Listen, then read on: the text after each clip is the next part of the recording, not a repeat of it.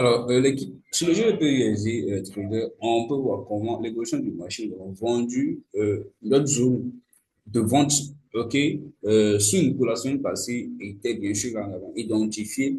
Ici, clairement, notre zone de vente claire, ok, qu'on a subi donc, tout au long de la semaine, n'est-ce pas? Déjà le lundi, le marché avait déjà atteint les tifs de vente.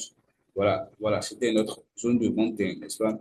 Et juste après la réaction donc, du marché dans la zone, directement, le marché qui a réagi ici directement, nous avons vendu et toujours le lundi, le marché a rapidement atteint l'objectif, ok?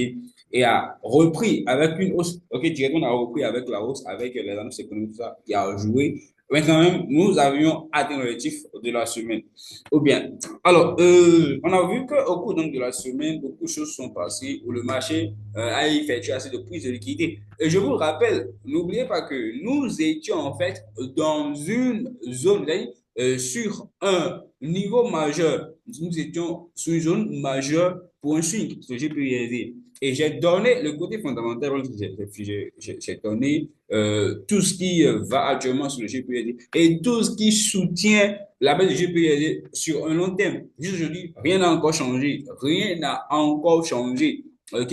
Donc, voilà, ce que nous allons faire aujourd'hui, c'est que nous allons voir, OK, comment on voit ce qui va se passer sur le GPUSD. OK? Et cette semaine, surtout début de semaine comme ça, pour ceux qui sont sur la vente, parce que personnellement, je suis toujours sur la vente du GPUSD.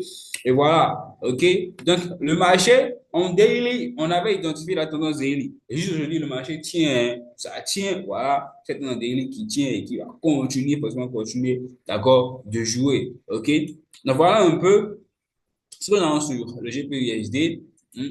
Et là, moi, je m'attends clairement à ce que le marché continue et voilà, démarre la création de nouveaux plus bas jusqu'à atteindre l'objectif swing. Parce que nous avons un objectif bien défini, très bien défini, ok? Et il faut que le marché revienne donc reprendre tout ça, ok? Et on peut voir même la clôture de la précédente 4 dans notre zone. Et ouais, c'est une zone majeure d'abord d'intervention. C'est une zone majeure d'intervention pour une vente, ok?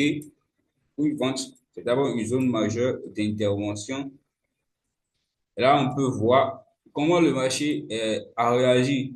Comment le marché a réagi. Et si on doit encore voir tout ça, donc comment ce qui se passe sur GPUSD, où le marché, dans un premier temps, a fait quoi? Et on est toujours dans la zone d'accumulation. Rien n'a encore changé. OK?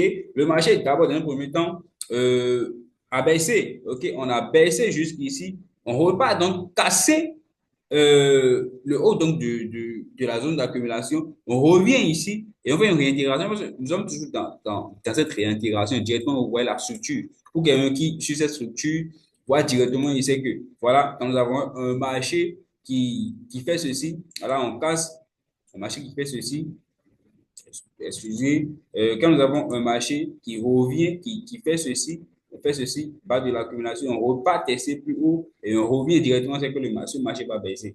Mais voilà, c'est une structure assez simple et basique, ok, qu'on peut suivre. Et là, quand on voit que le marché est toujours a fait une réintégration, tout simplement ça. Pour qu'on nous sommes dans une réintégration, donc à vous maintenant de savoir quoi faire, n'est-ce pas? Et nous avons ici une zone importante. Nous avons une zone importante. Personnellement, j'ai toujours mes ventes en cours, puisque j'ai des positions sur le jeu priorité. J'ai toujours ces positions jusque-là, voilà, et toutes ces positions. Donc, ce qu'il faut faire tout simplement, c'est GPD. On va pas encore aller en daily et tout ça pour aller voir la psychologie des bougies. On n'a plus besoin de tout ça. Ok, on n'a plus besoin de tout ça. On a vu carrément comment la semaine a clôturé le vendredi.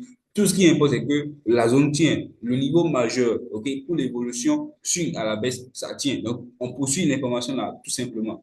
OK? Donc, c'est qu'il y a des manipulations et le marché peut encore y avoir des manipulations. On ne sait pas encore. OK? Donc, personnellement, là, on voit amplement ce qui passe le GPUSD ici en H2. Donc, il sera question de faire quoi? De pouvoir vendre le GPUSD en suivant votre confirmation, OK, de vente sur figure de retournement, n'est-ce pas? OK? On a vu comment le marché a clôturé, donc, avec tout ce mouvement, on prend ça pour un retracement, pour fermer les plus hauts, tout simplement. OK? Donc, si je dois encore entrer en position de GPUSD, je vais vendre. je dois encore entrer en position sur GPSD, je vais continuer de vendre seulement. OK?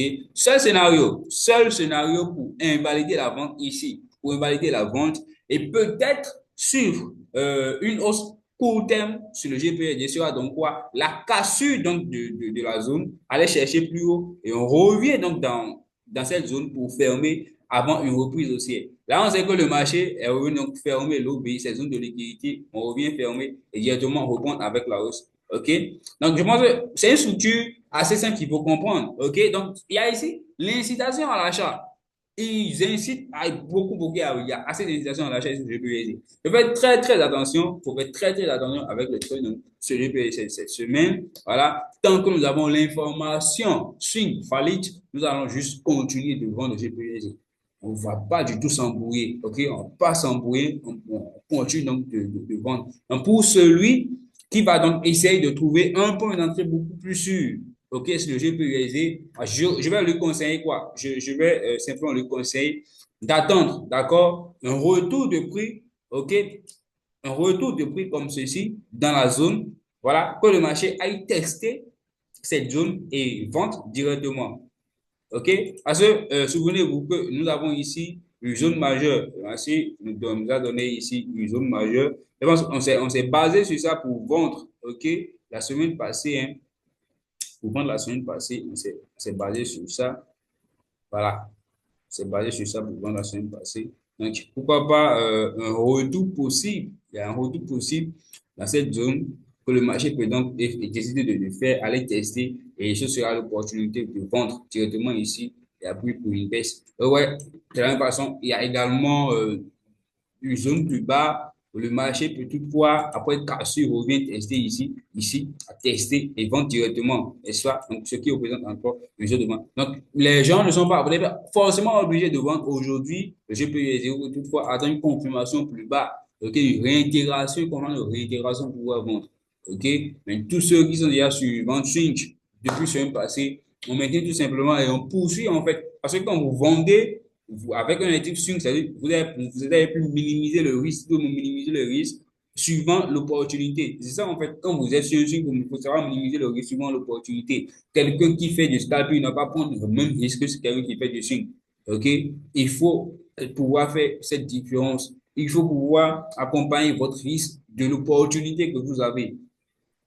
Donc voilà un peu, nous allons sur le coup sur le GPSD. Restez flexible. Et si toutefois le marché nous donne une confirmation sûre, ok, du retournement baissier, alors là, je pourrais partager avec vous. Et là, vous allez pouvoir manger tant que c'est chaud. Donc voilà un peu notre trading cette semaine sur le GPSD préparé. On reste sur euh, la vente, ok, on reste sur la vente, on poursuit l'information baissière jusqu'au bout et c'est quand même que le marché opère.